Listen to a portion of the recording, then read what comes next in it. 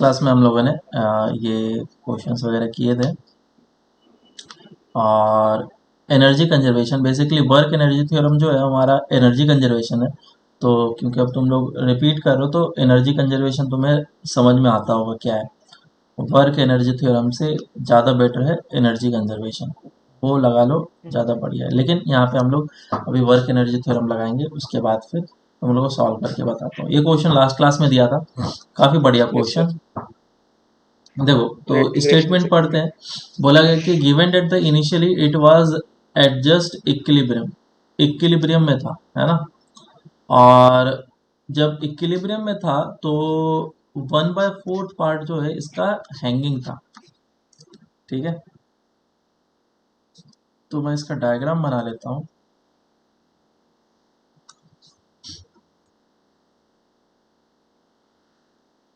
कुछ इस टाइप से डायग्राम बनेगा,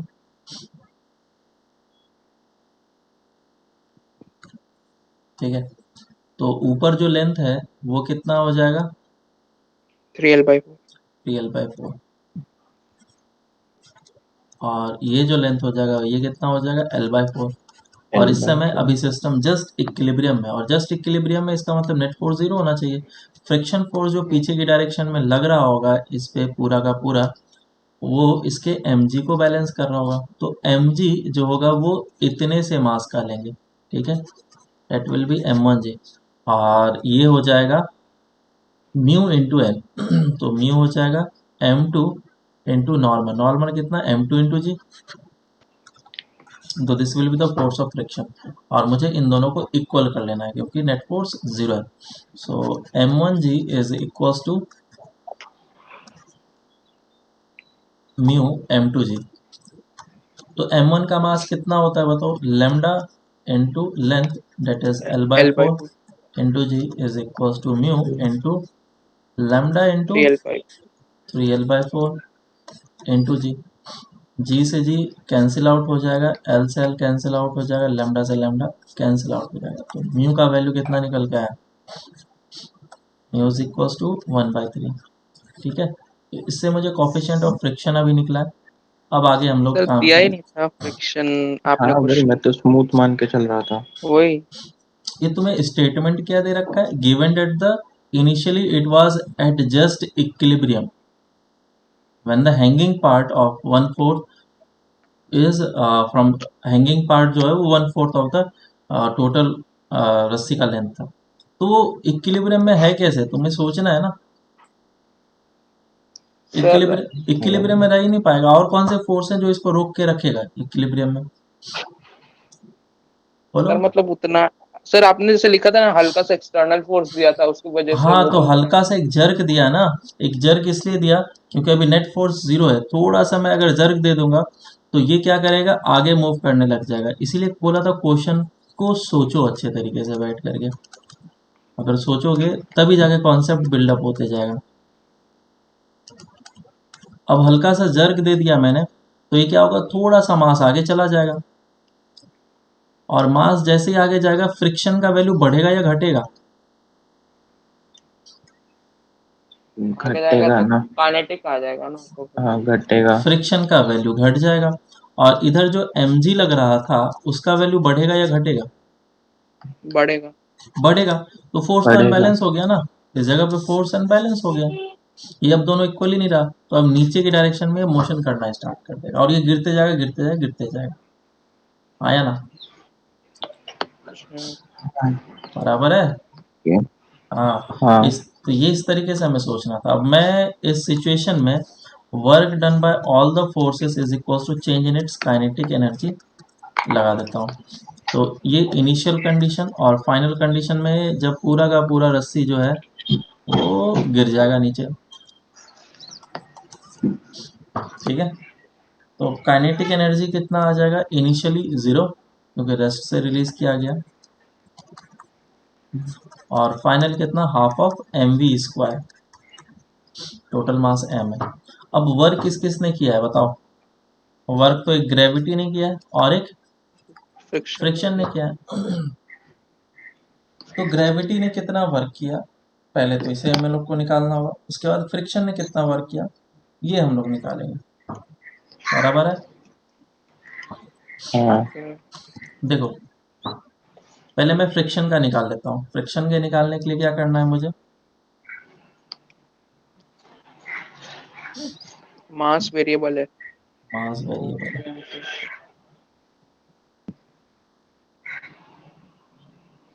सर राउंड बोला, राइट बोला। मान लो कि एक्स लेंथ अभी जो है वो नीचे गिर चुका है, तो टेबल पे लेंथ कितना बचा, L minus of x. L minus x. और एल माइनस ऑफ एक्स अगर लेंथ है तो इस मास के कारण से अब फ्रिक्शन पीछे की डायरेक्शन में लगेगा, तो फ्रिक्शन का वैल्यू अभी कितना होगा, म्यू इंटू एन, है ना। तो म्यू का वैल्यू 1/3 हमने निकाल के रखा है। नॉर्मल कितना, एम डैश इंटू जी, एम डैश कितना होगा, lambda lambda L minus x. L minus of x. तो ये कितना हो जाएगा, ये हुआ हमारा m इंटू जी। तो ये फ्रिक्शन जो है वो देखो x पे डिपेंड कर रहा है, तो इसके कारण से वर्क कैसे निकलेगा, work will be equal to integration F dot D X, बराबर। साइन के बारे में हम लोग वरी नहीं हो रहे क्योंकि हम लोग को पता है कि फाइनली ये नेगेटिव। निगेटिव, हाँ निगेटिव आने वाला है, तो बाद में हम लोग माइनस साइन को पुट कर लेंगे। लिमिट कैसा? अब लिमिट के बारे में भी बात कर लेते हैं, पहले फ्रिक्शन के वैल्यू तो पुट कर ले, 1/3 लेमडा क्या है, M by L, L minus of X into G, और साथ में आएगा डी एक्स, और जो भी कांस्टेंट उसको बाहर निकाल लेते हैं, m/3l जी। इंटीग्रेशन, जी भी है, L minus of X into D x. और लिमिट कहाँ से कहाँ तक आ गया, देखो x का इंटीग्रेशन हो रहा है तो x पहले क्या था initially, L/4। L L by by four, 4। और जब पूरा का पूरा टेबल से नीचे अच्छा। गिर जाएगा तो l कितना हो जाएगा, l एल। x मतलब l हो जाएगा, तो इसका L/4 से लेकर के l तक इंटीग्रेशन जाएगा। अब इसी का मुझे इंटीग्रेशन कर लेना है, तो देखो कितना आ जाएगा, mg/3l, और l का इंटीग्रेशन lx हो जाएगा, माइनस ऑफ x² 2, और पुट कर लो इधर से L/4 एंड l, दोनों के वैल्यू को पुट कर लेता हूँ मैं।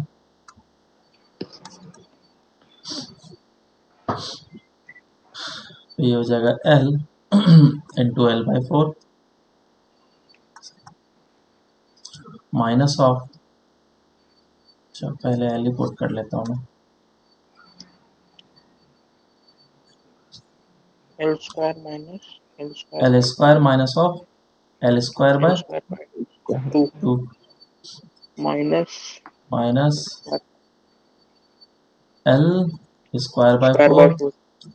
Minus of L² by 32। L L²/32। L² 32। 32। अब इसको मुझे सॉल्व करना है, ये हो जाएगा mg/3l और ये आ जाएगा L² 2, बाय 2। और ये 4 कॉमन ले लो, तो 7L² बाय 32। L² 4 कॉमन लिया अंदर तो कितना बच गया, 1 माइनस ऑफ 7L² बाय 32 आएगा वो तो। 7/8 आएगा ना, हाँ है ना। 7L² bye 32। हाँ इसको सॉल्व करो, कितना आ रहा है, तब 3L²। 3L। ये कितना आ रहा है, 9, बता 9L² बाय 32। सर,9l अंदर वाला। ब्रैकेट के स्क्वायर बाय अंदर का। 32, और हाँ ये mg/3l आया, तो 3 से 3 cancel out, 3mgl bye 32। 3mgl/32। 32।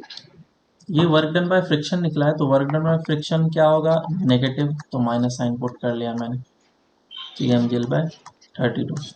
अब ग्रेविटी के कारण से वर्क कितना होगा ये भी तो निकालना है मुझे। तो देखो ग्रेविटी के कारण से वर्क भी वेरिएबल के तरीके से निकाला जा सकता है, लेकिन मैं इसका शॉर्ट ट्रिक यूज़ करूंगा। शॉर्ट ट्रिक क्या है देख लो एक बार, आगे पोटेंशियल एनर्जी में पढ़ाया जाएगा, लेकिन मैं यहीं पे कवर कर लेता हूँ उसको अच्छा, centre of mass centre of mass से। हाँ, तो इसका सेंटर ऑफ मास कहाँ पे होगा? अभी तो लेंथ L/4 है, तो 0 ऊपर है तो L/8 इसको मैंने दो पे। दो पार्ट में डिवाइड कर लिया। एक पार्ट ये है और दूसरा पार्ट ये है, ठीक है। और जब ये पूरा का पूरा नीचे आ जाएगा, पूरा का पूरा नीचे आ गया, तो इफेक्टिवली कौन सा पार्ट नीचे गया? अगर मैं इसको फर्स्ट पार्ट बोलूं और इसको सेकंड पार्ट बोलूं, तो लगभग लगभग देखो सेकंड पार्ट का मास जो है उसी जगह पे है, वो तो कहीं नहीं गया। मास अरे है या ना? तुम सोच रहे हो कि ये तो हाँ सर नीचे चला गया, लेकिन तुम वो मास को देखो ना जो कि यहाँ पे है, बराबर। क्योंकि हमें मास से मतलब है, मास इस जगह पे है, हाँ है। उसके बाद फिर ये जो मास है इफेक्टिवली फर्स्ट वाला मास ये नीचे गया है इफेक्टिव। मैं जब भी नाम यूज कर रहा हूँ इफेक्टिव, तो मैं इफेक्टिव समझना है। ये लेंथ कितना हो जाएगा? 3L/4। 3L/4। अच्छा, ऐसा इफेक्टिव, हाँ इफेक्टिव देखना है हमें। तो ये मतलब सेकंड वाला पार्ट पीछे चला गया, मतलब आप हाँ ऐसा बोल रहे हो। काइंड ऑफ इक्विवेलेंट मास है ना इस जगह पे ही है। सेकेंड वाले हाँ, पार्ट समझा। तो गया नीचे है, लेकिन उसका इक्विवेलेंट मास उस जगह पे आ गया है, जिसके कारण से उसके पोटेंशियल एनर्जी में कोई चेंज काइंड ऑफ नहीं नहीं है। हुआ। और ये वाला कितना लेंथ हो गया, इसको मुझे हाइट निकालना पड़ेगा। ये तो L/4 है और ये लेंथ कितना हो जाएगा? 3L/8। आधे पे होता है ना जो सेंटर ऑफ मास, इस लेंथ का आधे पे, दैट इज 3L/8। हाँ अब इन दोनों को ऐड कर लो, तो L/4 प्लस 3L/8 कितना आ रहा है? 5L/8। 5/8। 5L/8। तो कितना ग्रेविटी ने वर्क किया? बोलो ग्रेविटी ने कितना वर्क किया है? Change in the height mg into change generally student कर 5 देते हैं ml बाई। mgh, ठीक है। ये हो गया m into G into H. H कितना? 5L/8। लेकिन ये गलत है, फाइंड आउट करो क्यों।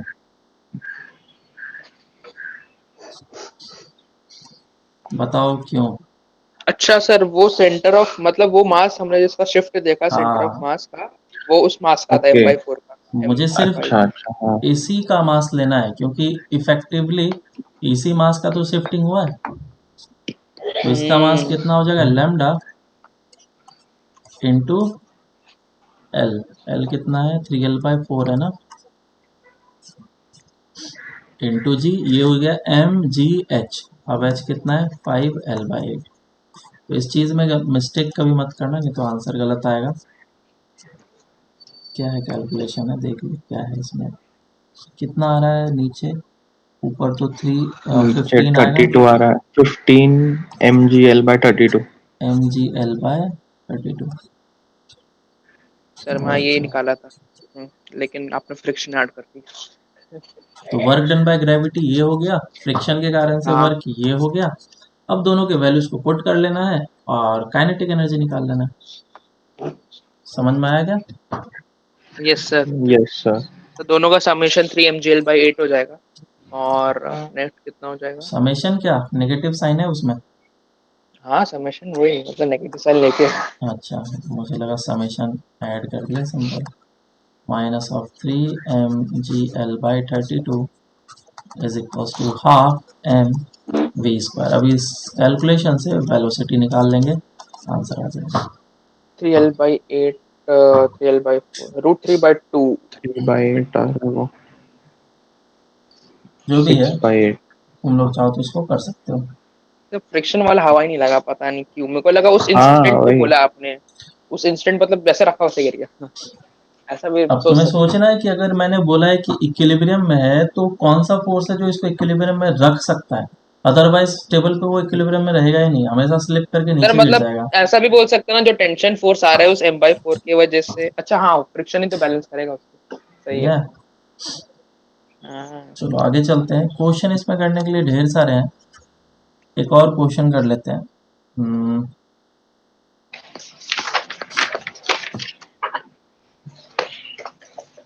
एक बॉल को ड्रॉप किया गया इस जगह से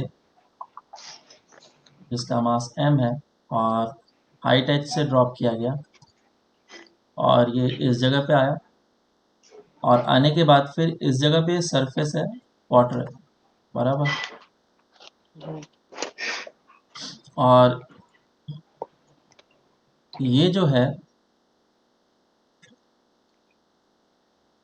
इतना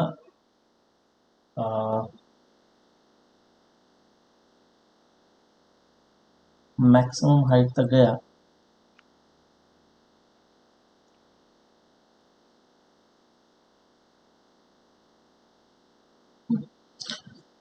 तो यहाँ पे बोला गया है कि ये जो मास है कितना नीचे जाएगा पानी के अंदर वो निकालना है। Find x maximum depth inside the water. ठीक है, क्वेश्चन मैं रीड कर दे रहा हूँ, बोल दे रहा हूँ, बस समझा दे रहा हूँ, तुम्हें कुछ करना है। और बोला गया कि किसी भी तरह का एनर्जी लॉस मुझे एज्यूम नहीं करना है। जैसे कि यहाँ पे बॉल जाकर के गिरेगा तो टक्कर खाएगा, कोलिजन हुआ, स्प्लैशेस होंगे, एनर्जी लॉसेस होंगे, है ना। तो मुझे दूसरे तरह के एनर्जी लॉसेस को नेगलेक्ट करना है। Neglect any energy losses. तो डेंसिटी ऑफ वाटर कितना, 11 ही है ना। और बोला गया है कि जो बायंसी फोर्स लग रहा है, that buoyancy force is equivalent to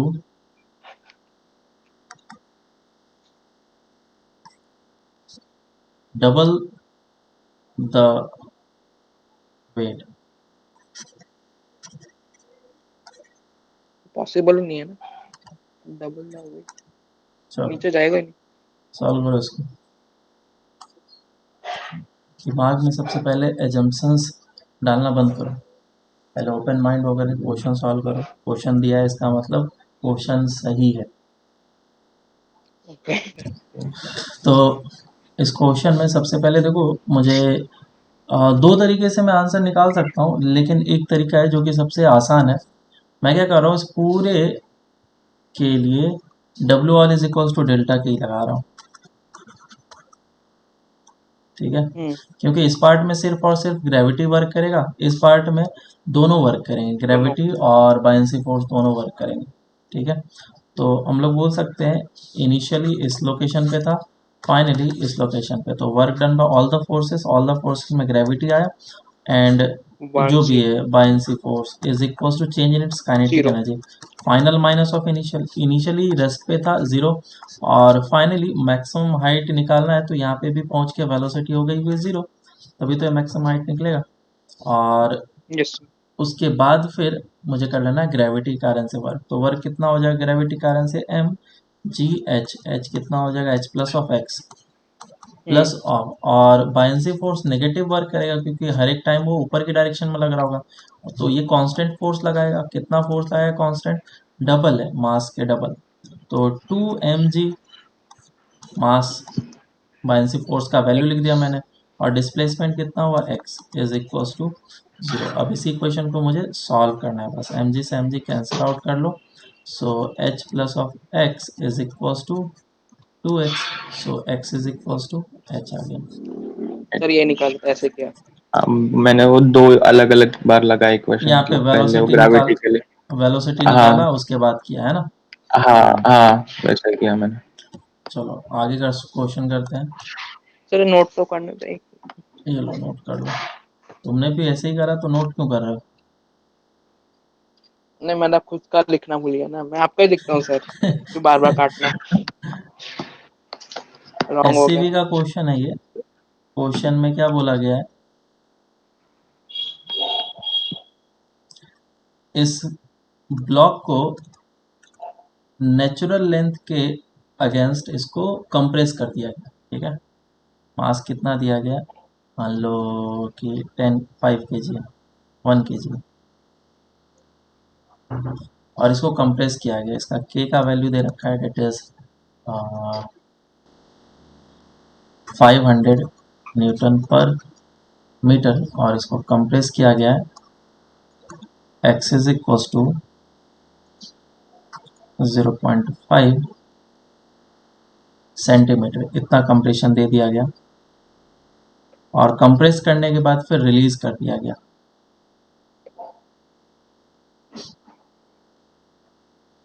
और इसको रिलीज किया गया तो बोला गया क्वेश्चन, ये सब फ्रिक्शनलेस सरफेस है, म्यू इज इक्वल टू 0, तो ये नीचे गिरेगा। तो पूछा गया इस पॉइंट P से कितना डिस्टेंस पे जाकर के हिट करेगा। Find the distance from P where the block will hit the ground। ठीक है, सॉल्व करो। और ये जो डिस्टेंस सर दिया गया है डेट इज, हाइट 1 मिनट, चलो 5 मीटर ले लो, इसके लिए सॉल्व करो।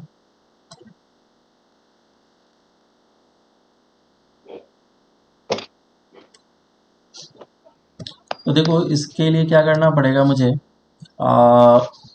क्वेश्चन ऐसा है कि इस ब्लॉक को कंप्रेस किया गया स्प्रिंग के अगेंस्ट और उसके बाद फिर इसको रिलीज किया गया। तो रिलीज किया गया तो इस जगह तक आते आते वेलोसिटी गेन कर लेगा और ये कुछ v वेलोसिटी से इस डायरेक्शन में जाएगा और उसके बाद फिर ये प्रोजेक्टाइल मोशन करेगा और प्रोजेक्टाइल मोशन करके ग्राउंड को हिट करेगा, बराबर।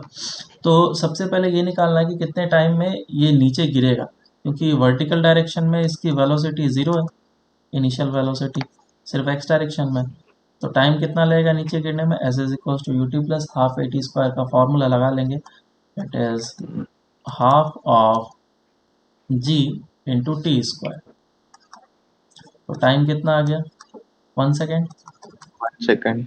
1 सेकेंड में वो नीचे गिर जाएगा। तो जितना टाइम लगेगा उसे नीचे गिरने में उतने टाइम में ये तो आगे डिस्टेंस भी ट्रेवल कर लेगा, बराबर। तो ये जो डिस्टेंस है ये x कितना होगा हम लोग अब आराम से निकाल सकते हैं, क्योंकि this x will be equals to velocity into time. और Time। वेलोसिटी कैसे निकलेगा, एनर्जी कंजर्वेशन से। इसकी जितने भी वर्क होगी, work done by all the forces is equals to change in its kinetic energy delta T. Potential energy पता ही होगा तुम्हें, मैं डायरेक्ट काम कर लेता हूँ कि इसका पोटेंशियल एनर्जी काइनेटिक एनर्जी में कन्वर्ट हो जाएगा। Half K X square is equals to half of M V square. Half half cancel out, K का वैल्यू दे रखा है 500 इंटू 1/4 हो जाएगा, 1/2 है ना वो, तो सेंटीमीटर में है ना। अच्छा 0.5 सेंटीमीटर दे रखा है, तो इंटू 10⁻⁴ और भी ज़्यादा छोटा होगा, ठीक है, इंटू 10⁻⁻⁴ और मास दे रखा है 1 इंटू वेलोसिटी स्क्वायर। तो बस वही है, वेलोसिटी निकल जाएगा इधर से। अब इसका वैल्यू यहाँ पे पुट कर लेना, टाइम 1 सेकेंड है, आंसर आ गया। हाँ। Clear? Yes yes sir. Sir, 1 second. चलो अब आगे चलते हैं हम लोग।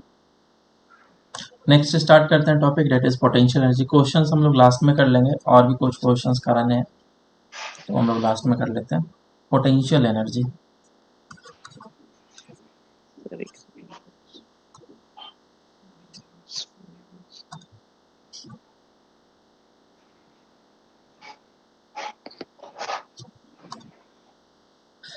बोलो पोटेंशियल एनर्जी किस तरीके से डिफाइन करते हैं।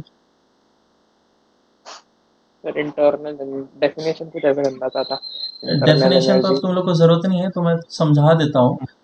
एनर्जी जो होता है उसमें हम लोग 3 तरीके से बोल सकते हैं, एक पोटेंशियल एनर्जी, एक काइनेटिक एनर्जी और एक टोटल एनर्जी। टोटल एनर्जी हमें समझ में आता है, उन दोनों का समेशन है। तो काइनेटिक एनर्जी को हम लोग किस तरीके से बता सकते हैं, काइनेटिक एनर्जी क्या है, किसी भी ब्लॉक या फिर किसी भी पार्टिकल या फिर सिस्टम का energy due to its motion, by virtue of its motion, ठीक है। अगर इसके पास मोशन है तो इसके पास ताकत है कुछ वर्क करने का, या फिर इसके पास कुछ एनर्जी है इसके वेलोसिटी के कारण से, तो उसे हम लोग डिफाइन करते हैं काइनेटिक एनर्जी। मतलब मोशन के कारण से जो हमारा एनर्जी प्रोसेस हो रहा है। दूसरा है हमारा फिर पोटेंशियल एनर्जी। तो पोटेंशियल एनर्जी में हम लोग इस तरीके से देखते हैं, अगर कोई भी पार्टिकल या फिर ब्लॉक को मैंने ग्राउंड फ्लोर से, है ना, ग्राउंड वाले लेवल से कुछ हाइट तक ऊपर लेके गया, कुछ हाइट तक ऊपर लेके गया, तो इसका तुमने पोटेंशियल एनर्जी बढ़ा दिया, ऐसा बोला जाता है। तो ये इसके पोजीशन या फिर लोकेशन के लिए इसके पास एनर्जी है, मतलब it is capable of doing work by virtue of it's relative position, है ना। इस ब्लॉक को अगर छोड़ो, नीचे कोई स्प्रिंग वगैरह रखा होगा तो वो वर्क करा देगा। तो हम लोग क्या बोलेंगे, इसके रिलेटिव पोजीशन के कारण से जो एनर्जी प्रोसेस हो रहा है उसे हम लोग पोटेंशियल एनर्जी बोलते हैं। Energy due to its relative position, ठीक है। अब मैं हर एक चीज़ बता ही देता हूँ, तुम लोग को हर एक चीज़ पता है। पोटेंशियल एनर्जी को किस तरीके से डिफाइन करते हैं हम लोग, work done by the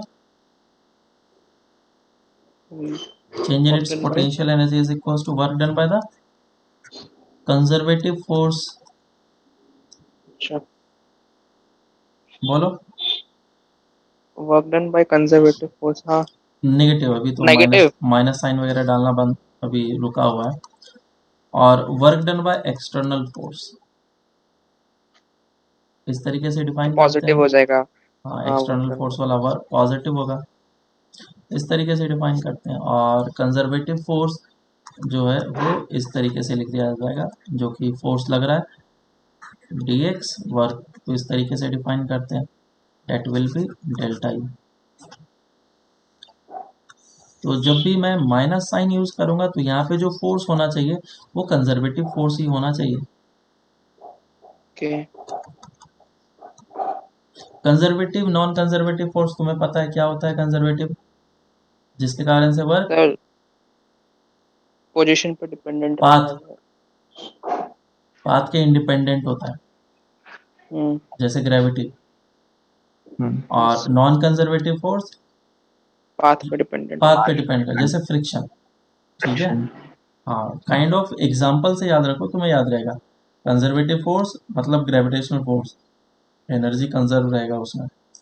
non sir. एक चीज कंजर्वेटिव पूछना, फोर्स मतलब मतलब एनर्जी डिसिपेट करेगा वो फ्रिक्शन जैसे, तो वापस से सर हम लोग मतलब नहीं कि ला सकते। राउंड ट्रिप पे सर जीरो नहीं होगा ना, मतलब राउंड उनसे जो ट्रिप में वर्क डन होगा। कंजर्वेटिव फोर्स के कारण से जीरो हो जाएगा, अच्छा, और नॉन कंजर्वेटिव से नहीं होगा। नहीं होगा, ठीक है। Work done will be zero for conservative force in A loop.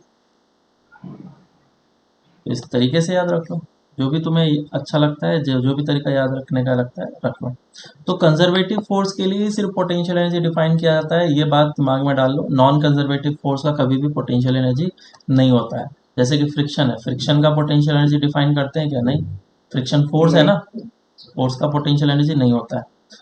तो इसमें मैं आगे चल के और भी डेप्थ में बताऊंगा, दूसरी जगह पे ये सब बातें नहीं बताते हैं, इवन मतलब एनालिसिस भी नहीं करते हैं, क्योंकि ये चीज़ें तो ऐसी है जो तुम लोग सोचोगे माइंड में, तुम्हारा काफ़ी अच्छे तरीके से कॉन्सेप्ट क्लियर होगा, ऐसा नहीं। चलो आगे चलते हैं। तो ये चीज़ हो गया हमारा, और इसी जगह पे मैं फॉर्मूलेस वगैरह लिख देता हूँ, क्योंकि हर एक चीज़ तो वैसा ही है। तो अगर मुझे फोर्स निकालना होता है तो फोर्स कैसे निकालते हैं, F vector is equals to minus of D U by D X I अच्छा, कैप, हाँ। Minus of del you by del Y J cap, and minus of del you by del Z K cap. ये हम लोग force का formula लगाते हैं। और अगर मुझे पोटेंशियल एनर्जी निकालना हो तो कौन सा फॉर्मूला लगाएंगे, फोर्स को इंटीग्रेट करते हैं ऊपर वाला। हाँ, इंटीग्रेट करके। तो that delta U will be equals to integration of F, vector form में है ये, एफ डॉट डी आर। लेकिन अगर फोर्स ओके। और जो वो है क्या बोलते हैं आर है, दोनों वेक्टर सेम डायरेक्शन में, तो डॉट प्रोडक्ट फिर देने का कोई ज़रूरत ही नहीं बनता है फिर, है ना। ज़्यादातर केस में सेम होता है। जैसे कि मैं इसको विदाउट डॉट प्रोडक्ट लिख सकता हूँ, minus of F dot D x, है ना। तो यहाँ पे डॉट का बस इतना मतलब है कि वो एक्स डायरेक्शन में ही है, लेकिन अपोजिट है या सेम डायरेक्शन में। अगर सेम डायरेक्शन में होगा तो प्लस होगा, अपोजिट हो जाएगा तो माइनस होगा, तो माइनस माइनस प्लस, एक माइनस बाहर भी, क्लियर। या फिर एक जनरल फॉर्मूला मैं लिख देता हूँ, अगर यहाँ पे फोर्स का वैल्यू वगैरह पुट कर लिया मैंने, तो ये हो जाएगा delta U will be equal to integration F x D X minus integration F Y D Y minus integration F Z D Z. ठीक है, ये आ गया। और इस तरीके से हम लोग इसको इंटीग्रेट करेंगे। तो कौन कौन से फॉर्मूले याद होने चाहिए? ये फॉर्मूले याद होने चाहिए, सभी सिमिलर काइंड ऑफ फॉर्मूला है, याद रहेगा ही रहेगा। Yes sir. दो चीज़ और, पोटेंशियल एनर्जी ग्रेविटी के कारण से कितना होता है बोलो? mg बिल्कुल। मैग्नीट्यूड। जब हम लोग ग्रेविटेशनल फोर्स पढ़े मतलब ग्रेविटेशनल चैप्टर पढ़ेंगे, उस समय पोटेंशियल एनर्जी का फॉर्मूला हम लोग देखेंगे, और उस समय हम लोग देखेंगे कि mgh ये किस तरीके से डिराइव होता है। नेक्स्ट, पोटेंशियल एनर्जी स्प्रिंग का कितना होता है? हाफ के एक्स का। हाफ के एक्स को हाफ के एक्स स्क्वायर। लेकिन ये कैसे निकलता है उसे हम लोग समझते हैं।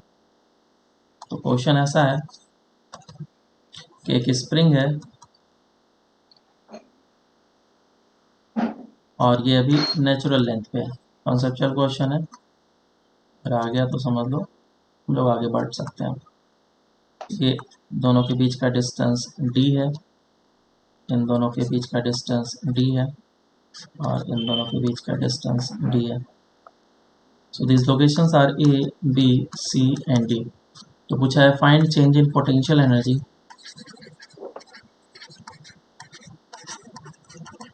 पोटेंशियल एनर्जी पहला, अगर मैं पॉइंट को, स्प्रिंग के ये वाले पॉइंट को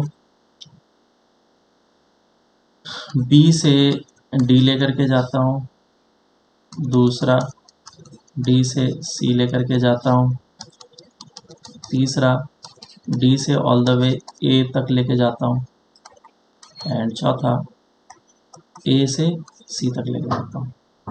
चलो बताओ। इतना सर, एक सेकंड से।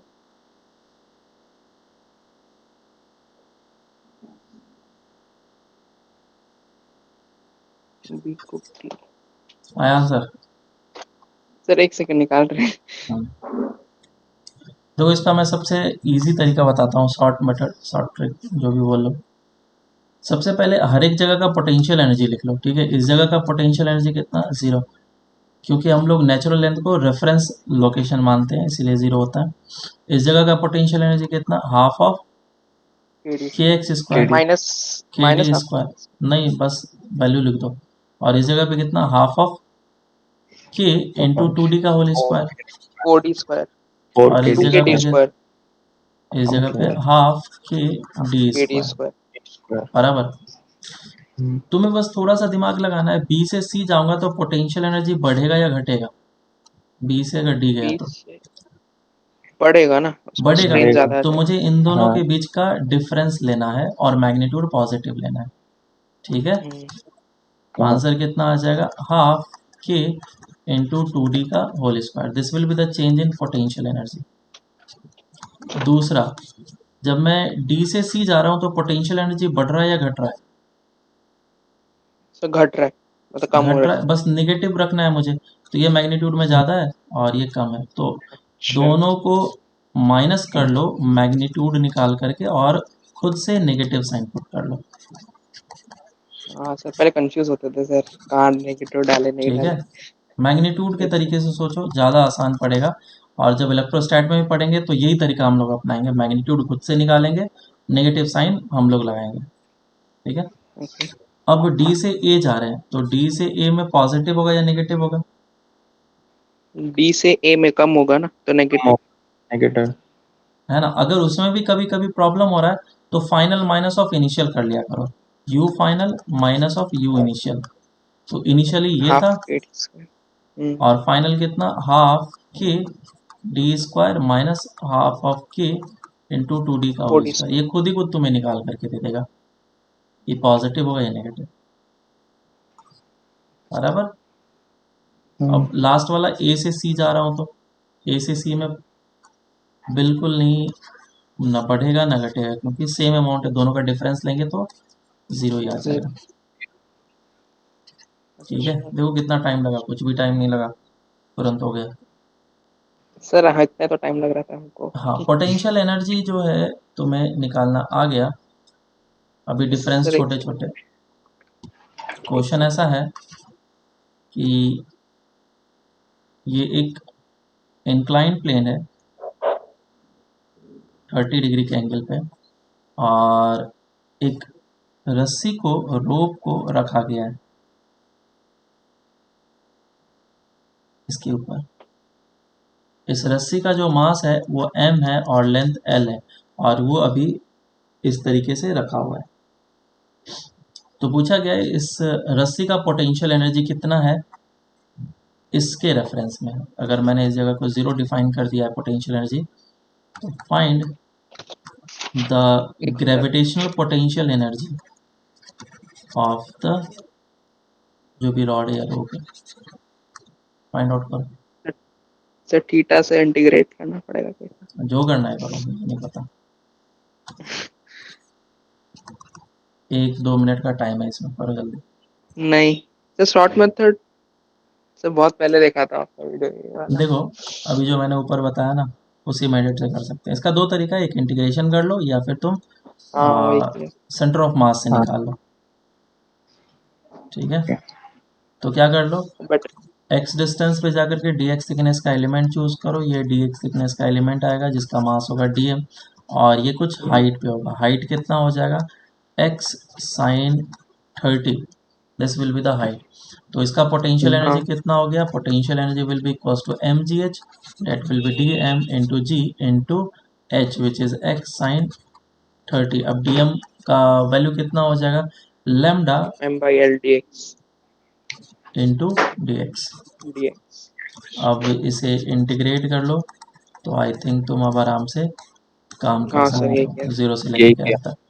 अब दूसरा तरीका ये है कि इसका सेंटर ऑफ मास ले लो। अगर ये जो रस्सी है, इसका सेंटर ऑफ मास कहाँ पे होगा, इस जगह पे। यूनिफॉर्म मास डिस्ट्रीब्यूशन जब भी रहेगा, हम लोग सेंटर ऑफ मास लेंगे झट से। तो ये लेंथ कितना हो जाएगा, l/2। तो ये लेंथ कितना हो जाएगा, l/2 sin 30, which is l/4।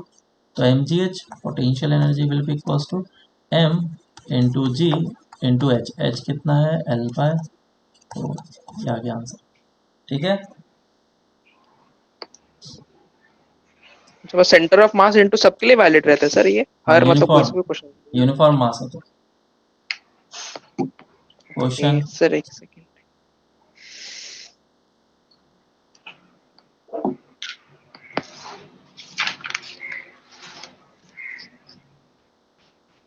एक हेमिस्फेयर है, इसका रेडियस r है।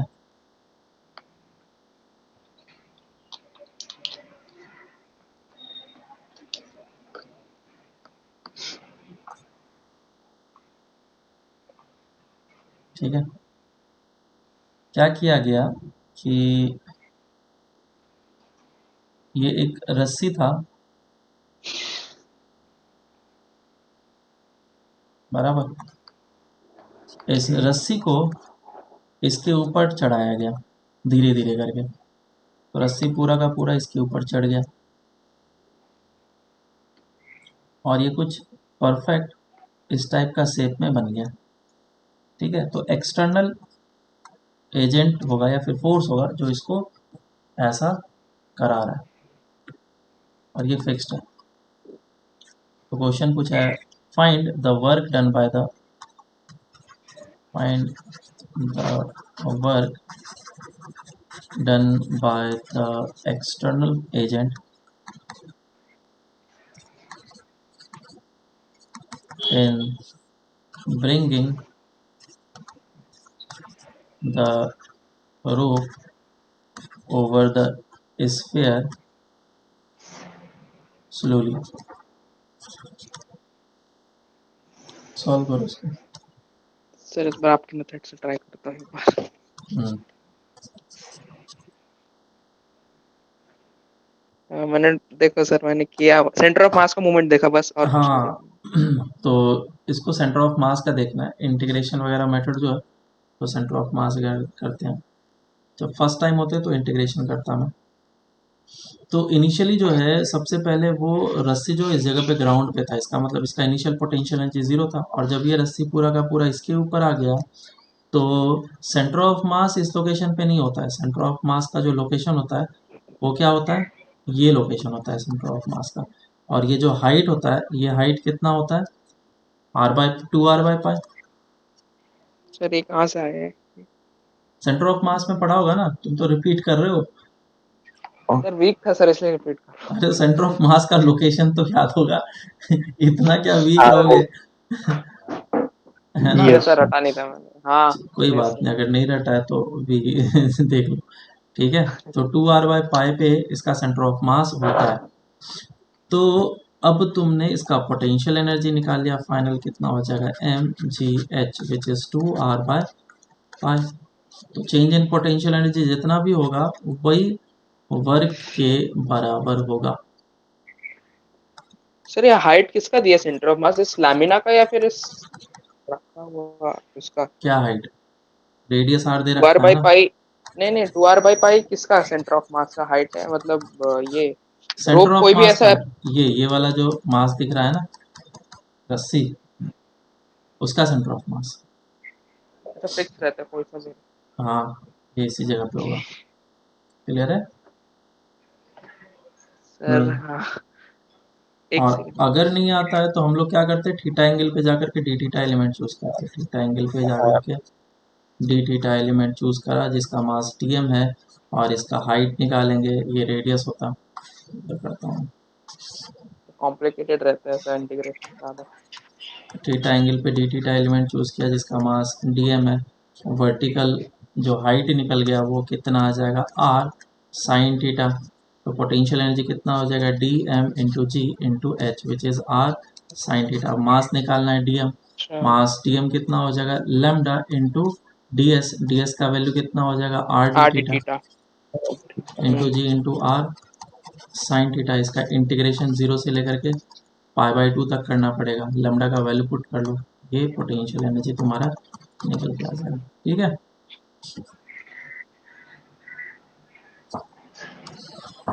चलो नेक्स्ट क्वेश्चन करते हैं। क्वेश्चन ऐसा है कि एक रस्सी था जो कि पहले इस तरीके से हैंग किया गया हुआ था, और अब इस रस्सी का पहले मास और लेंथ ले लेता हूँ ml।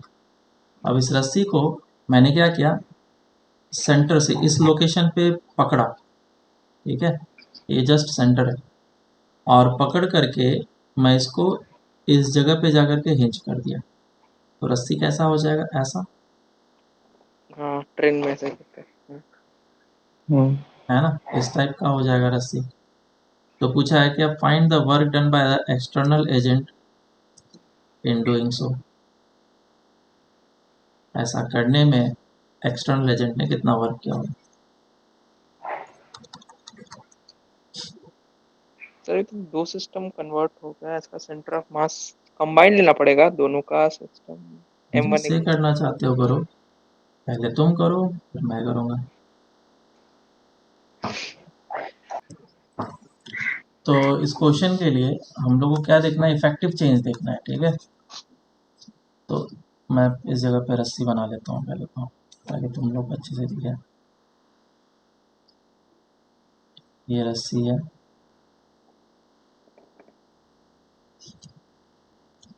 और इसका सेंटर ऑफ मास इस जगह पे होगा, है ना, सेंटर से पकड़ा है। L/2। हाँ, तो अगर इसको जा करके मैं इस जगह पे ले जा करके हिंज करूँगा तो ये ऐसा बनेगा।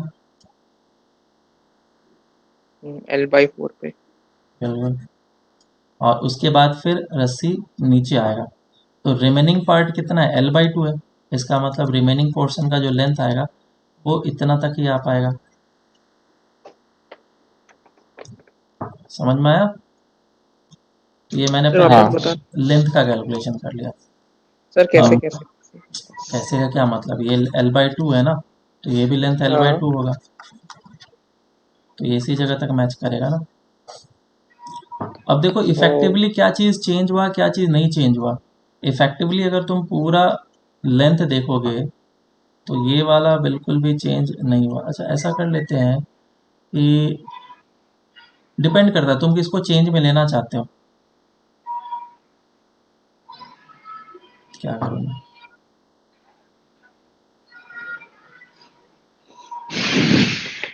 ठीक है, इस वाले लेंथ को मैं ले लेता हूँ। ये जो लेंथ है और ये जो लेंथ है वो बिल्कुल चेंज नहीं हुआ है, क्योंकि इसमें कैलकुलेशन थोड़ा सा ज़्यादा हो जाएगा, इसलिए ये लेंथ बिल्कुल चेंज नहीं हुआ। दूसरा और कौन सा लेंथ है जो चेंज नहीं हुआ है? बस ना, बाकी तो हुए। बाकी दो हो गए, हाँ मतलब दो का कैलकुलेशन करना पड़ेगा। और या फिर दूसरा मैं ये देख रहा था इसमें कि तुम इसको भी ले सकते हो। ये पूरा का पूरा लेंथ चेंज नहीं हुआ है, इसका इफेक्टिव सेंटर हाँ, ऑफ मास चेंज नहीं हुआ है, तुम ये दे सकते हो। तो इसका तो सेंटर ऑफ नीचे वाले मास पार्ट का देखना है। है ना, तो मुझे इसका देखना ये होगा। तो एक दो पार्ट आ जाएंगे इसमें। हम्म, ये सेंटर ऑफ मास जो है इसको तुमने यहाँ पे लेके गया, और ये सेंटर ऑफ मास जो है इसको भी तुमने यहाँ पे लेके गया। हाँ, तो इसीलिए सही कैलकुलेशन है। तुम्हारा कैसा जम रहा है उस पर डिपेंड करता है, कौन सा आसान पड़ रहा है। देखो अभी कितना छोटा हो जाएगा, ये हो जाएगा L/4 के जगह पे हो जाएगा L/2 की जगह एल पे बाय L/4। और ये कितना हो जाएगा, ये हो जाएगा L/8, है ना। कैसे, एक सेकंड, L/2 जस्ट से। आधे आधा ही तो करते जाना है। हम्म ये भी होगा L/8। अच्छा, आधे का आधा, हाँ। हाँ आधे का आधा। Centre of mass. और ये पूरा था L/2, ये हो जाएगा हाँ, L/4। और ये वाला जो आधा है हाँ, वो हो जाएगा L/8। बहुत माइन्यूट सा कैलकुलेशन है, इसीलिए मैंने दूसरा पहला वाला केस लेने की कोशिश करी थी। एल बाई रिवर बन गया था लाइन से पूरा। बहुत सारे लाइंस आ गए। अब इन दोनों के बीच का डिस्टेंस कितना, ये L/2 है, ये L/2 है। तो मुझे क्या निकालना है, पहला ये डिस्टेंस निकालना है। सेंटर ऑफ मास इस जगह पे, दिस एंड दिस, ये डिस्टेंस निकालना है। और दूसरा कौन सा डिस्टेंस निकालना है, दिस एंड दिस, बराबर। L/2 माइनस L/8 हो जाएगा पहले वाले का, हाँ। पहले वाले का कितना हो रहा है, L/2 माइनस L/8 एल नहीं बाई टू शायद। हो रहा है ना इफेक्टिवली, ये L/2 हो रहा है अच्छा, हाँ, वो L/2 से थोड़ा नीचे है, हाँ, है ना। L/8 और नीचे है वो। जितना डिस्टेंस ये है उतना ही डिस्टेंस ये है। हाँ, समझा। और L/2 है। ये कितना हो जाएगा, L/2 plus of this length, 2L/8 L/4 है प्लस ना ये। 2L/8। हाँ, हाँ, वही। तो कितना आ गया ये 1/2 कॉमन ले लो, ये 1 + 1/2 3L/4। 3/2, 3L/4। अब MGH करना है मुझे, तो इनका मास लेना है और इसका मास लेना है, दोनों का मास कितना है, M/4 बाप रे, है ना। देख के तो छोड़ ये देंगे तेरा क्वेश्चन। एम जी नहीं, कैलकुलेशन है बस, concentration and calculation. GH M/4 into G into H, कितना आ रहा है ये, एक second, MgL/8 plus 3 MgL/16, 5 4 MgL/16, by 16 5 MgL/16 total. Sorry 5 5 mgl by 16 mg/16। ये आ नोट भी जाएगा कैसे बस। करें अभी इसको। ये तुम्हारा दिमाग में नोट होगा, इसको तुम नोट नहीं कर सकते हो। तो फोटो सर, चाहिए तो अगर फोटो ले लो। इंटीग्रेशन से पॉसिबल होता है या फिर यही मेथड है लाइक। इंटीग्रेशन का इसका पॉसिबिलिटी नहीं है, ये तुम्हें मेथड के ही अपनाना ही पड़ेगा। वही इंटीग्रेट करना गया तो हो हाँ, गया। चलो अब आगे चलते हैं पर हम लोग, डेट इज कंजर्वेटिव फोर्स। तो सर, एसएस तो लेने दो सर, एक सेकंड ले थोड़ा लो। सा। सर, रिजॉइन कर लो, 1 घंटा हो गया। हम्म,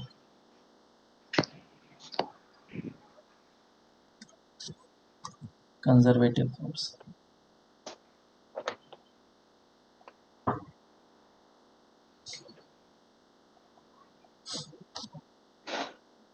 हो गया। हाँ अब देखो ऐसे ऐसे कंजर्वेटिव फोर्स क्या होता है, कंजर्वेटिव फोर्स ऐसे फोर्स जिसके कारण से वर्क हम लोग क्या बोल सकते हैं, पाथ के इंडिपेंडेंट होता है। तो इसमें क्वेश्चन कैसे बनते हैं, सिंपल सा क्वेश्चन बनेगा कि ये जो फोर्स तुम लोग को गिवन है, अगर क्वेश्चन में दिया गया कि एक फोर्स है which is x square i cap plus of क्या है, ले लो वाई जे कैप, तो बताओ ये कंजर्वेटिव इन नेचर है या नहीं, तुमसे ऐसा पूछ लिया जाएगा, ठीक है। ऐसे तो कैसे बता देंगे? हाँ, तो इस तरीके से पूछा गया है, तो क्वेश्चन को मुझे इस तरीके से करना पड़ेगा। हम लोग क्या करेंगे, सबसे पहले X axis and Y axis draw करेंगे, जैसा मैं कर रहा हूँ वैसा ही तुम लोग करना, ताकि कैलकुलेशन काफ़ी आसान हो और इजी पड़े तुम लोग को देखने में। तो पाथ के इंडिपेंडेंट बताना है, तो लेट से दिस इज ऑरिजिन 0,0 और एक कोऑर्डिनेट ले लिया मैंने 1,2। मैं 1,1 भी ले सकता हूँ, लेकिन 1,1 सिमेट्रिकल पोजीशन हो जाएगा, इसीलिए मैं उसको अवॉइड कर रहा हूँ। और मैं क्या करूँगा, अब दो पाथ से जाने की कोशिश करूँगा इस पॉइंट तक। कैसे कैसे करके जा सकता हूँ, देखो मान लो कि this is A, B, C and D है। तो एक तो तरीका है सी तक जाने का, ऐसा कि मैं ये पाथ चूज कर लूँ, दिस इज फर्स्ट पाथ। हम्म, और दूसरा तरीका ऐसे जाने का, दिस इज सेकेंड पाथ। अगर बीच फर्स्ट से पाथ में और सेकेंड पाथ में वर्क सेम आ गया, तो मैं बोल दूंगा ये कंजर्वेटिव फोर्स है ना। जहाँ इंडिपेंडेंट ऑफ पाथ पाथ के वाला इंडिपेंडेंट आ गया ना। अब देखो हाँ कन्फिग्रेशन। ध्यान से देखते जाना कैसे करेंगे। This is F X force, force in X direction, and this is Y direction का फोर्स। तो जब भी हम लोग फोर्सेस शो करेंगे, तो ये एक्स डायरेक्शन का फोर्स होगा और ये वाई डायरेक्शन का फोर्स होगा। इधर क्या होगा, एक्स डायरेक्शन का फोर्स होगा और इधर होगा वाई डायरेक्शन का फोर्स। इधर हर एक जगह पे मैंने उसी तरीके से लगा दिया, F X and F Y, F X and F Y. बोलो किसके कारण से वर्क जीरो होगा, एफ वाई के कारण से वर्क जीरो होगा। अच्छा हाँ, परपेंडिकुलर हो गया परपेंडिकुलर है वो। ना, डिस्प्लेसमेंट तुम इधर करा रहे हो और परपेंडिकुलर फोर्स लग रहा है, वर्क नहीं होगा। इसके कारण से हम्म, वर्क जीरो होगा, इसके कारण जीरो से वर्क ओके। जीरो होगा, इसके कारण से हाँ वर्क जीरो होगा।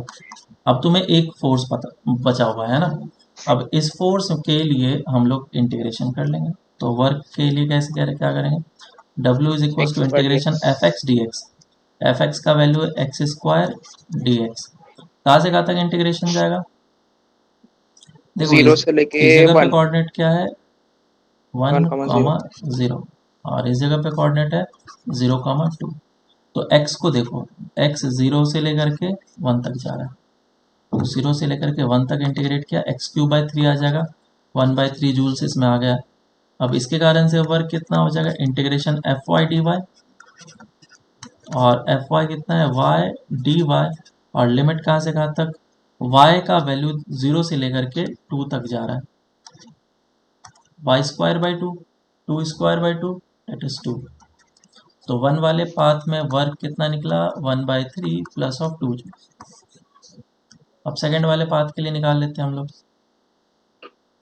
सेकंड पाथ के लिए वर्क कैसे आएगा, integration F Y D Y, F Y कितना है, वाई डी वाई, और वाई का वैल्यू कहाँ से जीरो कहाँ से तक जा रहा टू। है, वाई तुम्हारा जीरो से लेकर के टू तक, तो जीरो से टू एंड y²/2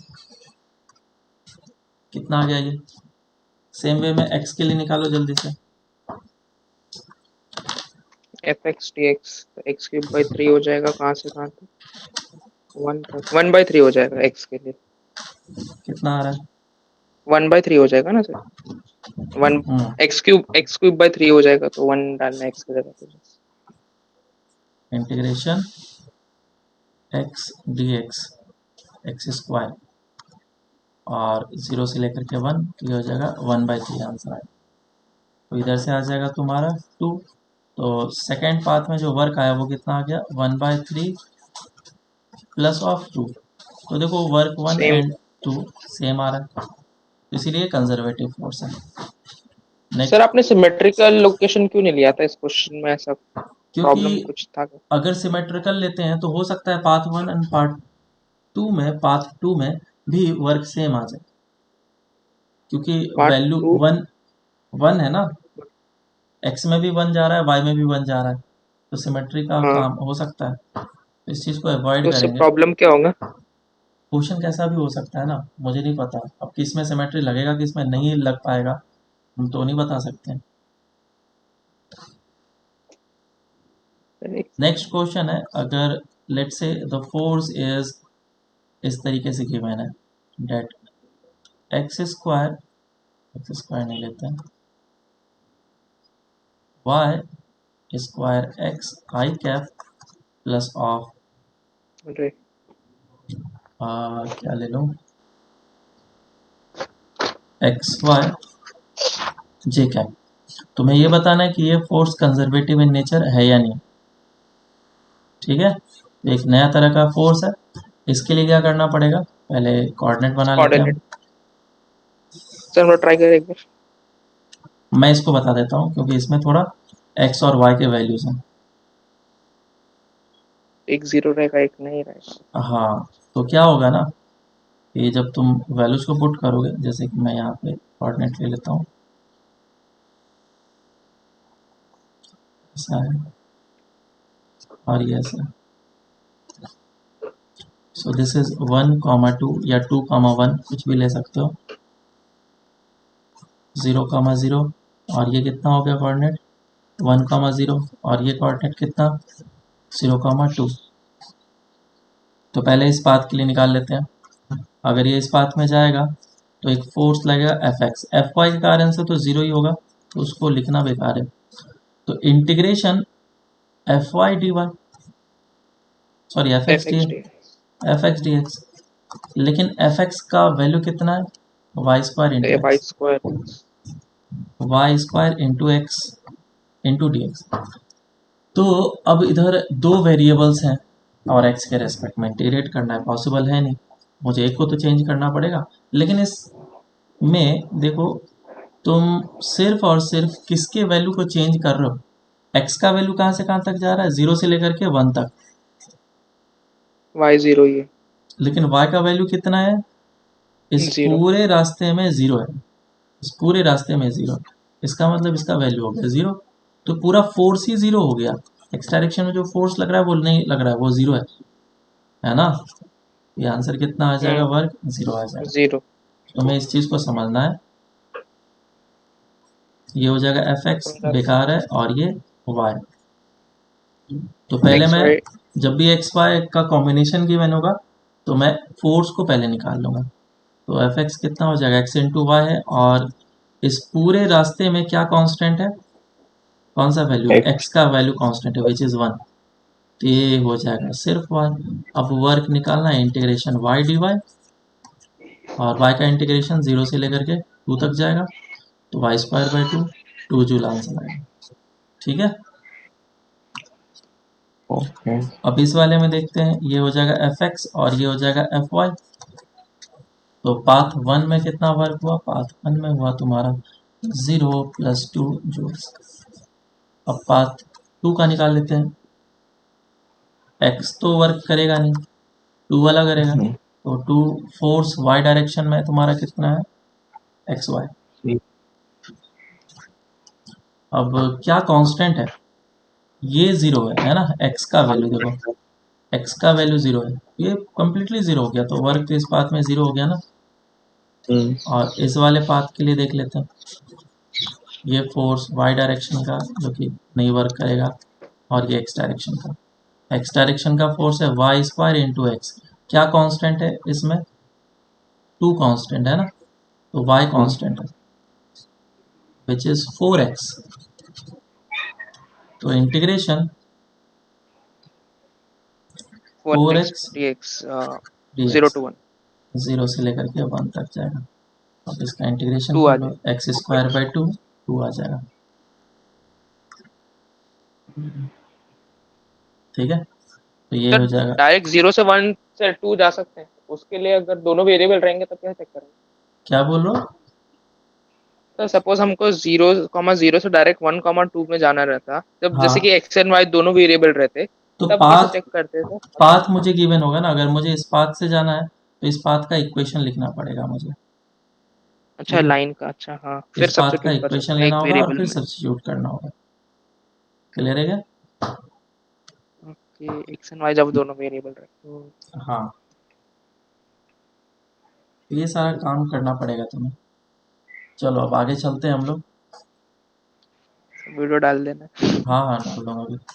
क्वेश्चन ये वाला कर लो। f इज इक्वल्स टू, क्या ले दूँ, y square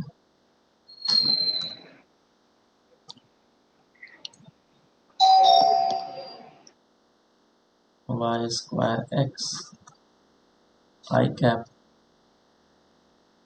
plus of x square y j cap. तो ये फोर्स कंजर्वेटिव इन नेचर है यार। सर एक सेकेंड।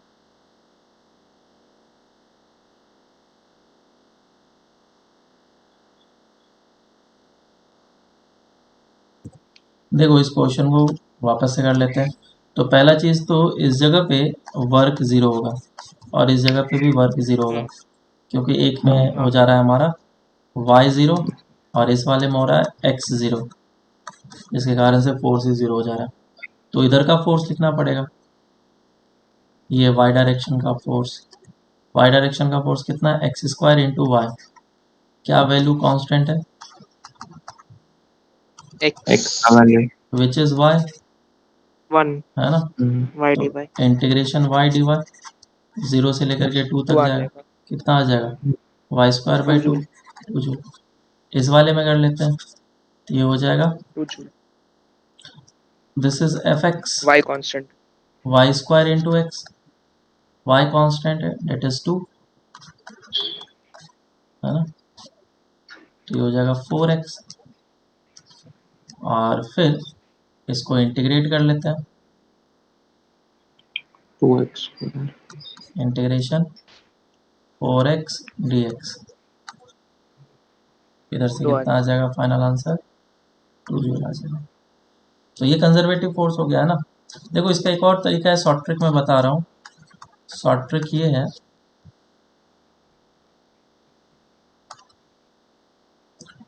जैसे फोर्स गिवन है तुम्हें x y square i cap plus of y x square j cap.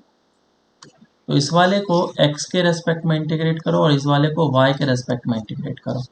अगर मैं पहले को x के रेस्पेक्ट में इंटीग्रेट करता हूँ तो कितना आ जाएगा, y square x square by two, x square by 2। और इसको इंटीग्रेट करा तो कितना आया, y square by two into x square.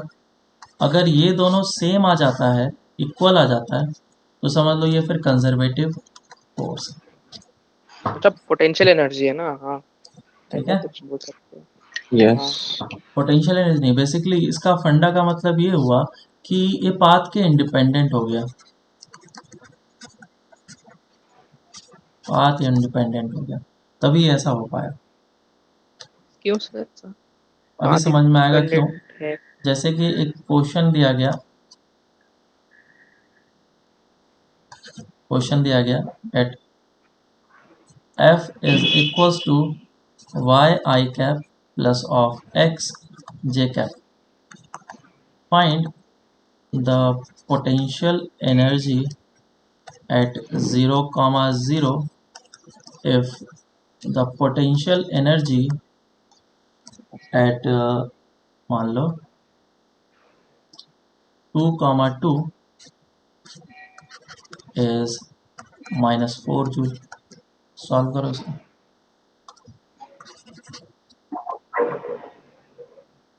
Differential equation का है क्वेश्चन। करो। तो इस क्वेश्चन में तुम्हें पता चलेगा कि जो मैं ऊपर बातें बता रहा था कि पोटेंशियल एनर्जी जो है पाथ के इंडिपेंडेंट हो जा रहा है, तो ये कंजर्वेटिव फोर्स के कारण से ही हो पाता है। तो सबसे पहले तो मैं इसका क्या निकालना पड़ेगा, पोटेंशियल एनर्जी। तो पोटेंशियल एनर्जी कैसे निकलेगा, integration of F x D x and F dot integration d x. F Y D y. अच्छा मैंने फॉर्मूले में माइनस साइन पुट नहीं करा था क्या, पोटेंशियल है ना। देख लेना जो भी है। तो ये जो x डायरेक्शन का फोर्स है वो कितना है तुम्हारा y है, और इसका कितना फोर्स है x dy। अब क्या मैं इंटीग्रेशन कर ये सकता हूँ क्या? नहीं, ये नहीं। इंटीग्रेशन कर ही नहीं सकता हूँ। y का इंटीग्रेशन x के रेस्पेक्ट में नहीं हो सकता है। तो इसका एक दूसरा तरीका है, डॉट प्रोडक्ट। डॉट प्रोडक्ट नहीं, एक्स वाई अगर मुझे गिवन है z, इसको मैं डिफरेंशिएट करता हूँ डी जेड, तो ये कितना निकल के आता है x इंटू वाई है। दो वेरिएबल का डिफरेंशिएशन कैसे करते हैं, एक को कांस्टेंट मान के दूसरे का x d y differentiation, plus y d x. है ना। हाँ। हाँ। तो हाँ सर। अगर इसका डिफरेंशिएशन ये आ रहा है तो इसका इंटीग्रेशन यही आना चाहिए, और ये चीज़ वही लिखा हुआ है। इसका मतलब इसका इंटीग्रेशन हाँ कितना होगा, एक्स वाई होगा। Yes sir. ठीक है, तो this will be the answer. और जब भी किसी चीज़ को इंटीग्रेट करते हैं तो एक कांस्टेंट हमेशा ऐड करना पड़ता है, प्लस सी। हाँ और अब बहुत क्या बोला गया है, सिग्निफिकेंट। पहला चीज़ कि 2,2 पे -4 जूल है पोटेंशियल एनर्जी, तो 2,2 पुट कर लेता हूँ, और पोटेंशियल एनर्जी -4, तो सी का वैल्यू कितना निकल के आया, 0। 0 आ रहा है ना, सी का वैल्यू 0 निकल गया। तो मेरा पोटेंशियल एनर्जी का फाइनल फार्मूला क्या हो जाएगा, माइनस ऑफ एक्स वाई। तो मैं और वैल्यू पुट कर रहा था इसलिए फॉर्च्यूनर। और अब मुझे 0,0 पे निकालना है, तो 0,0 का इस जगह पे वैल्यू पुट कर लो। ठीक है, एक्चुअल में मैं इसको प्लस ले लेता हूँ, ये हाइपोथेटिकल क्वेश्चन है, थोड़ा अजीब सा आंसर आएगा नहीं, तो इस जगह पे प्लस हो गया। तो सी का वैल्यू अब कितना हो जाएगा, ये 8 हो जाएगा। ठीक है, तो अब ये कितना आ जाएगा आंसर, ऐसा। अब 0,0 पे कितना आएगा potential energy, that is equals to, 8। हाँ, तो आंसर आ जाएगा 8। तो इस तरह के क्वेश्चंस वगैरह आ सकते हैं, जनरल चीज़ है। नेक्स्ट क्वेश्चन करते हैं। अगर तुम लोग को गिवन है, लेट्स से कि potential energy U is equals to x square y दे रखा है, प्लस ऑफ 2xy। तो बोला गया find the force at 1,2। Solve करो इसको, डिफरेंशिएट। बहुत ही सिंपल क्वेश्चन है, हाँ, जल्दी से करो। पार्शियल। तो क्वेश्चन को बस डिफरेंशिएट करना है मुझे। फोर्स जो वेक्टर फॉर्म में होता है वो minus of del you by del x i del cap x होता है, minus of del you by del Y j y. Cap होता है। एक्स में डिफरेंशिएट करेंगे, इस पूरे को डिफरेंशिएट करना है एक्स के रेस्पेक्ट में। ये हो जाएगा 2xy प्लस ऑफ 2y, ये आई कैप में आया, एंड जे कैप में कितना आ जाएगा। अब इस पूरे को y के रेस्पेक्ट में डिफरेंशिएट करेंगे तो हो जाएगा x square plus x of y 2x 2x। J cap.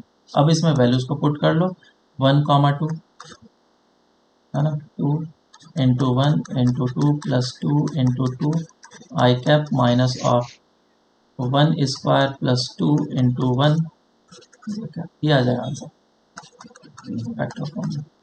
ठीक है, चलो अब आगे चलते हैं हम लोग इक्विलिब्रियम पे। इक्विलिब्रियम।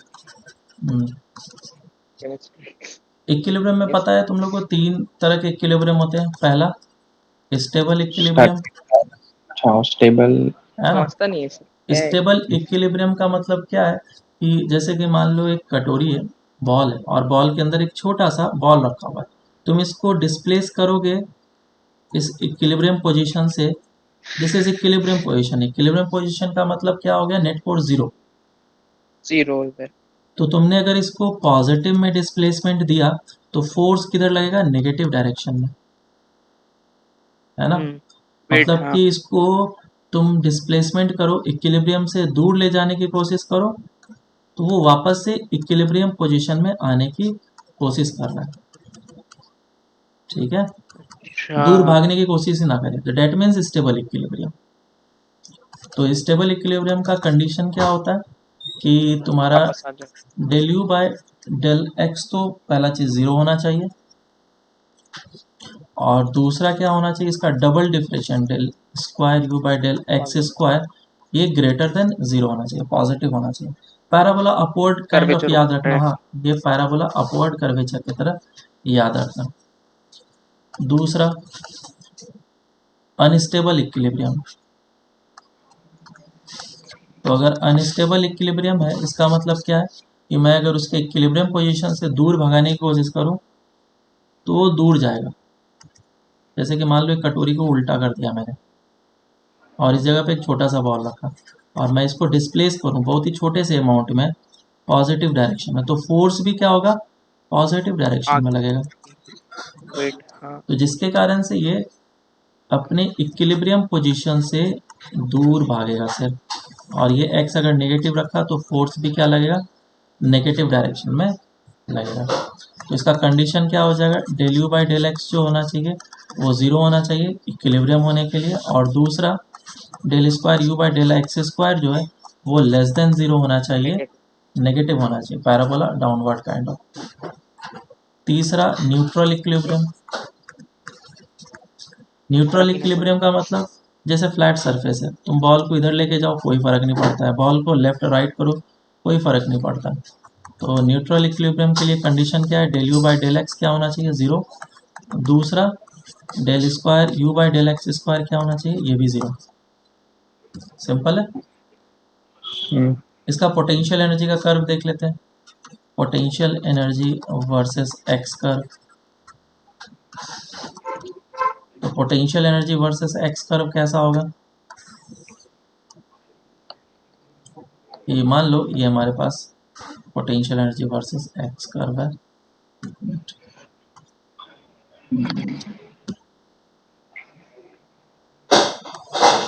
ये पोटेंशियल एनर्जी हम्म। का कर्व u वर्सेस x, तो कर्व कैसा भी दिया जा सकता है।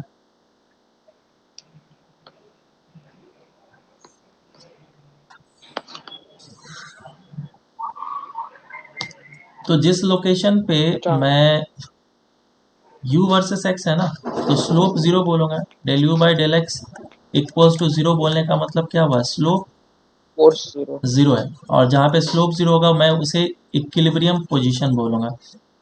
देखो पहला पोजीशन ये आया, दूसरा पोजीशन ये आया, तीसरा पोजीशन ये आया, चौथा पोजीशन ये आया, इन सभी लोकेशन पे स्लोप क्या है, जीरो है। So this is A B C and D.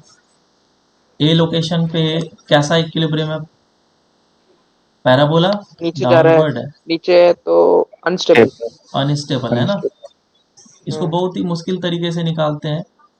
कैसे करते हैं, पहले इसको डिस्प्लेस करते हैं, डिस्प्लेस करने के बाद फोर्स देखते हैं, फोर्स पॉजिटिव डायरेक्शन में लग रहा है नेगेटिव डायरेक्शन में, क्योंकि फोर्स होता है del u by del x, और फिर माइनस साइन लगा करके, तो बहुत सारा कॉम्प्लिकेटेड है। मैं इसका शॉर्ट ट्रिक बता रहा हूँ, इस जगह पे बॉल रख दो, ठीक है, सिर्फ गिर ये रहा है। u वर्सेस x में ही देखेंगे तो गिरने लगा, तो ये कैसा हो गया, अनस्टेबल इक्विलिब्रियम। अनस्टेबल वैसे देखा था। अभी तो बता दिया तो अभी वैसा ही देखा ना। सर पहले भी जो पहले बताया था। वापस से इस बॉल को रख दो यहाँ पे और फिर इसको मूव करके देखो, तो ये पैराबोला अपवर्ड है, तो हाँ, स्टेबल वापस आ जाएगा। इक्विलिब्रियम हाँ। होगा। सेम वे में अगर इसको देखेंगे तो ये क्या बनेगा, बॉल रखा मैंने तो ये unstable, अनस्टेबल, और डी वाला क्या हो जाएगा, neutral, न्यूट्रल। सर कोई और ग्राफ रहता जिसमें ऐसा कप्स नहीं एक रहते तो फोर्स उसमें versus, D you by D x निकालना पड़ता था। अरे रुको तो सही, नहीं उसमें नहीं निकालना होता है, इसी कर्व में D you by D x निकालना होता है, जिसको मैंने शॉर्ट ट्रिक से कर दिया। फोर्स वर्सेस एक्स कर्व, ये भी एक कर्व आता है, फोर्स वर्सेस एक्स कर्व कैसा होगा, वर्क डन। देखो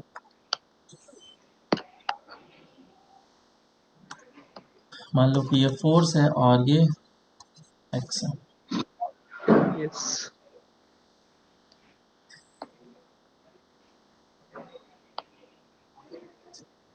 बताओ किस किस लोकेशन पे मैं बोल सकता हूँ, ए बी सी। इक्विलिब्रियम किस किस लोकेशन पे है, ये बताओ मुझे। इक्विलिब्रियम हम्म सर, ए पे है, सी पे है, ई पे है। और जी पे, ठीक है। बी पॉइंट को ये मत ले जीरो है लेना कि नहीं? और डी पॉइंट को इन्फिनिटी पे मत जा रहा लेना। है ना जी? ये फोर्स है, तो फोर्स जीरो कहाँ पे हो रहा है? ए पे हो रहा है, सी पे हो रहा है, हाँ, ई पे हो रहा है और जी पे हो रहा ई है। पे। इन सभी लोकेशन पे फोर्स जीरो हो रहा है। मुझे अब ये देखना है कि कहाँ पे स्टेबल इक्विलिब्रियम है। तो ग्राफ अगर इस तरीके से दिया गया तो तुम डिस्प्लेस करो इसको थोड़ा आगे, पॉजिटिव करो तो फोर्स कैसा लगेगा? दिस इज फोर्स का एक्सेस है, नेगेटिव हो जाएगा ना फोर्स। फोर्स नेगेटिव हाँ, मतलब वो अपने इक्विलिब्रियम पोजीशन पे लाने की कोशिश कर रहा है, that means this is stable equilibrium, stable equilibrium. है ना। और सेम वे में यस, ये कैसा हो जाएगा? Unstable, stable. क्योंकि इस बार ऐसा है। तो मैं अगर इसको डिस्प्लेस करूं पॉजिटिव डायरेक्शन में तो फोर्स कैसा लगेगा? पॉजिटिव। तो तो कैसे इसको कैसे दूर वापस लेकर के जाएगा। और ये एक्सिस है ना, एक्सिस से आपने, सपोज सी पॉइंट से आपने आगे का ढकेला, फोर्स पॉजिटिव हो गया ना। सी के आगे। हाँ, अच्छा, इसलिए वो आगे लेके जा रहा है। तो ये अनस्टेबल इक्विलिब्रियम। और इस जगह पे न्यूट्रल इक्विलिब्रियम, क्योंकि तुम आगे करो या पीछे करो फोर्स तो अभी भी जीरो रहेगा। तो ये न्यूट्रल इक्विलिब्रियम हो जाएगा, ठीक है। क्वेश्चन है कि कौन सा स्टेबल अनस्टेबल इक्विलिब्रियम है, ये बताना है। जैसे ब्लॉक है और इसको मैंने वेलोसिटी दे दिया 10 मीटर पर सेकेंड, तो बताओ ये किस तरह का फ्रिक्शन लेस सरफेस है, कैसा इक्विलिब्रियम है। दूसरा, अर्थ है, अर्थ के चारों ओर सैटेलाइट रिवॉल्व कर रहा है, पहले तो न्यूट्रल है ना। ये किस तरह का इक्विलिब्रियम है? होनी है मान लो। फर्स्ट वाला तो न्यूट्रल हो जाएगा ना। वही वापस क्यों आएगा वो एक फ्रिक्शन तो लेस? ये कैसा है हमारा? Neutral equilibrium. सेकंड वाला पकड़ के रखा है सर ग्रेविटेशनल फोर्स, तो बाहर जाएगा तो वापस आएगा, तो स्टेबल है। स्टेबल है। नॉ नॉट इक्विलिब्रियम, नो, इसमें इक्विलिब्रियम है ही नहीं, क्योंकि नेट फोर्स जीरो नहीं अच्छा, है, सर्कुलर मोशन, ठीक है। सेंट्रीफ्यूगल है, हाँ। सेंट्रीपिटल फोर्स इस पे लग रहा है, एक्सेलरेशन इसका नॉट इक्वल्स टू जीरो है, तो मैं इसका नेट फोर्स जीरो नहीं बोल सकता हूँ, इसका मतलब ये इक्विलिब्रियम है ही नहीं। क्लियर है क्या? Yes sir. बाकी तो अब मुझे कुछ दिख नहीं रहा है, सारे चीज़ हम लोगों ने कवर कर लिए हैं। बस इसके क्वेश्चंस वगैरह कर लेना एक बार, और फिर हम लोग नेक्स्ट क्लासेस को डिस्कस करते हैं, ठीक है। डाउट्स बहुत गंदे गंदे आते हैं मेरे को। कोई ठीक है बात सर। नहीं, ठीक है। होमवर्क में sir work power energy complete कर लेना, बस। बस सर इतना ही 2 करो। के फर्स्ट पार्ट तक ना, एक्सरसाइज 2 के फर्स्ट हाँ हाँ पार्ट तक। हाँ हाँ,